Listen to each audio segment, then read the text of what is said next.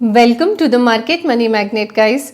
आज हम यहाँ बात करने वाले हैं दो स्टॉक्स के बारे में। दोनों ही स्टॉक रिटेल इन्वेस्टर्स के फेवरेट स्टॉक हैं। अब इनके प्राइस बैंड को लेकर भी शायद ये दोनों चर्चा में रहते हैं। उसमें से पहला स्टॉक है हमारा वोडाफोन आइडिया।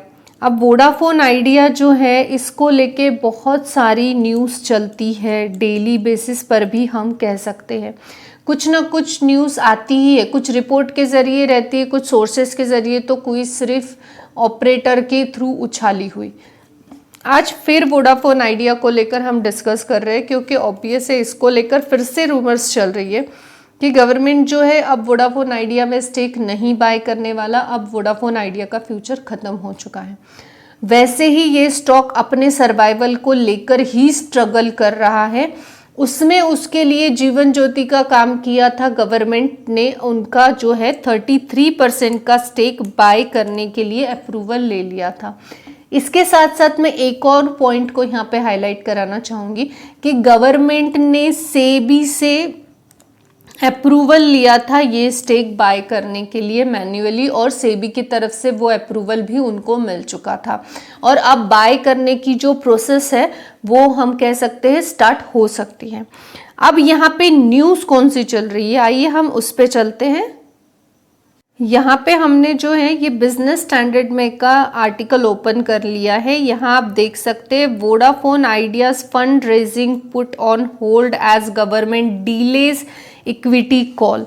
अब यहाँ पे गवर्नमेंट का डीले इक्विटी कॉल हुआ है, गवर्नमेंट ने डिनाई नहीं किया है। पहले ये चीज़ एक आपको पॉइंट कर लेनी चाहिए। इसके बाद हम आर्टिकल के थोड़ा सा नीचे स्क्रॉल डाउन अगर कर ले तो यहाँ पे कुछ डिटेल्स दी गई है, जैसे कि जो टर्नओवर कस्टमर का एक ये जो कनेक्शंस टर्नओवर है उसकी डिटेल है। सेकंड एक चीज़ तो ये भी बताई गई है कि 1600 करोड़ फंड रेजिंग का जो प्लान है वो स्टक हो चुका है due to government silence on picking up proposal of 33% equity in the financial stress telecom. अब टेलीकॉम सेक्टर में हम देख ही सकते हैं कि वोडाफोन आइडिया का जो परफॉर्मेंस है वो काफ़ी बुरा देखने को मिल रहा है। तो 33% का जो स्टेक है, जो गवर्नमेंट इक्विटी कन्वर्जन करने वाली थी डेब्ट का इक्विटी में, उसके लिए वो जो है साइलेंस है, यानी अभी उन्होंने डेफिनेटली मना नहीं किया है लेकिन वो इसके ऊपर साइलेंट है। अभी उनकी तरफ से कोई खास रिस्पॉन्स देखने को नहीं मिल रहा है। अब गाइज यहाँ पे ये नहीं कहा गया है कि जो वोडाफोन आइडिया में गवर्नमेंट स्टेक लेने वाली थी वो नहीं लेगी, और गवर्नमेंट पे कोई मैंडेटरी तो थी नहीं कि उनको चाहे ना चाहे स्टेक लेना ही पड़ेगा, डेब्ट को क्लियर करना ही पड़ेगा। यहाँ पे टेलीकॉम सेक्टर में मोनोपोली ना क्रिएट हो, इसके चलते ये स्टेप गवर्नमेंट ने उठाया है। और इसके लिए गवर्नमेंट ने सेबी से अप्रूवल भी लिया है। अगर गवर्नमेंट को स्टेक बाय नहीं करना होता, जैसे कि कुछ रिपोर्ट्स में इस तरह का भी जिक्र किया गया है कि अब गवर्नमेंट ने अपने जो ऑलरेडी अच्छे स्टॉक है उसमें से अपना जो स्टेक है वो बेच दिया, तो इस तरह के स्टॉक में गवर्नमेंट स्टेक क्यों बाय करेगी। तो गाइज टेलीकॉम सेक्टर में जो है मोनोपोली न क्रिएट हो इसीलिए बाय करने वाली थी, और डेफिनेटली सेबी से अप्रूवल ले चुके हैं। डीले हो सकता है, जैसे कि इस आर्टिकल में भी बताया गया है कि डीले हो रहा है, बट ऐसा नहीं है कि नहीं लेने वाली है। तो अभी भी ऐसा हम उम्मीद रख सकते हैं कि आगे जाके प्रोसेस कंप्लीट होकर भी स्टेक बाय किया जाएगा, या तब तक हमें ये स्टॉक में से उम्मीद रखनी चाहिए जब तक कि ये स्टॉक में गवर्नमेंट की तरफ से जो है स्टेटमेंट नहीं डिक्लेयर होता है कि गवर्नमेंट स्टेक नहीं लेने वाली है।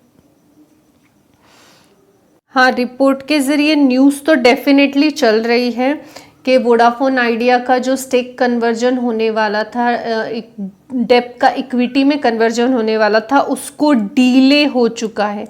अभी तक वो गवर्नमेंट की तरफ से कोई स्टेटमेंट ऐसा डायरेक्ट नहीं है कि वो नहीं लेने वाले। लेट्स सी गाइज ये स्टॉक में आगे क्या होता है। ये स्टॉक लर्निंग के डेफिनेटली काम का है।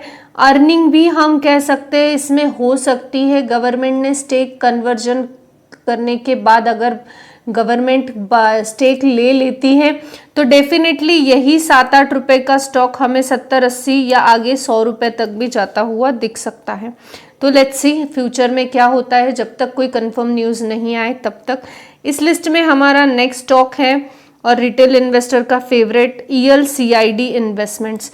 ELCID इन्वेस्टमेंट्स पे मैंने इसके पहले भी कुछ वीडियोस बनाए हैं, जैसे कि ELCID इन्वेस्टमेंट की buying strategy, exact buying price भी मैंने इसके पहले 2-3 बार आपको बताई है। जैसे कि लास्ट में बाइंग प्राइस मैंने आपको बताई थी 3.06 की। तो गाइज आज इस स्टॉक में जो है ट्रेड हुआ है और आप यहाँ देख सकते हैं जो प्राइस हमने लास्ट वीडियो में बताई थी उसी प्राइस पे आज भी ट्रेड हुआ है। और आज अगर हम देखें कि इसमें कितना वॉल्यूम गया है, यहाँ मैं ओपन कर लिया है ELCID इन्वेस्टमेंट का चार्ट, आप देख सकते हैं 3.06 पे गया है। अब कितना वॉल्यूम आज गया है ये देखेंगे हम। जो डिलीवरी पोजीशन है इसमें आप यहाँ देख सकते हैं, डिलीवरी पोजीशन में जो ट्रेड है इसकी डेट बताई गई है वो भी आज की ही डेट है। इसके अलावा क्वांटिटी 100 स्टॉक्स की बताई गई है, डिलीवरी क्वांटिटी 100 स्टॉक है, यानी 100 स्टॉक जो है आज ट्रेड हुए हैं वो भी 3.06 पे। अब गाइज हमें यहाँ पे जो देखना है ELCID इन्वेस्टमेंट के बारे में, उसका मेन चीज सिर्फ इतनी है कि ELCID इन्वेस्टमेंट का जो है अब नेक्स्ट ट्रेडेड प्राइस क्या होने वाला है। तो गाइज इसका जो नेक्स्ट ट्रेडेड प्राइस होने वाला है वो है 3.21 यानी अब आपको नेक्स्ट ट्रेड करना है वो 3.21 पे आपको बीड लगानी है। अब गाइज यहाँ पे जो है कुछ लोग मुझे कॉन्स्टेंटली मैसेज कर ये पूछ रहे हैं कि अगर हमने जो है इस पे बीड लगाया था लेकिन हमको एग्जैक्ट प्राइस पे नहीं मिला है या हमें आज ये ट्रेड अलॉट नहीं हुआ है, तो गाइज ये जो है फर्स्ट कम फर्स्ट सीट है। ELCID इन्वेस्टमेंट ये स्टॉक जो है ये फर्स्ट कम फर्स्ट सीट है। अब जिसने जितना पहले बीड लगाया होगा उसको अलॉट हो जाएगा। उससे बड़ी बात ये है कि आप ये भी तो देखिए कि एक दिन में जब भी ट्रेड होता है 100 क्वांटिटी से ज़्यादा ट्रेड नहीं होता है। यहाँ पे बिडिंग करने वाले लाखों लोग हैं, करोड़ों की क्वांटिटी में करते होंगे, लेकिन यहाँ पे सिर्फ सेल करने वाले 100 की क्वांटिटी सेल कर रहे हैं। तो 100 की क्वांटिटी अगर सेल हुई है तो 100 की क्वांटिटी किसी एक को ही मिली होगी। अब वो भी फर्स्ट कम फर्स्ट सीट, यानी जिसने जितने पहले बीड कर दिया होगा उसको अलॉट हो चुकी रहेगी। तो यहाँ पे अलॉट आपको अगर नहीं हुई है तो वो लक फैक्टर ही हम कहेंगे, क्योंकि अगर सेल ही नहीं हुआ तो मिलेगा कहाँ से।